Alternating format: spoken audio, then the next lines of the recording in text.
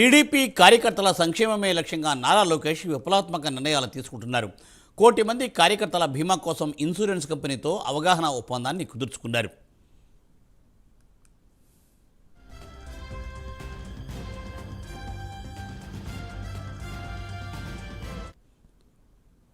మరికొద్ది రోజుల్లో టీడీపీ సభ్యత్వ నమోదు కార్యక్రమం చారిత్రాత్మక మైలురాయిని చేరుకోబోతోంది.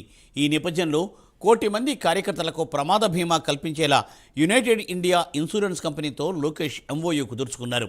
జనవరి 1 నుండే ఇన్సూరెన్స్ కవర్ అయ్యేలా అగ్రిమెంట్ కుదుర్చుకున్నారు.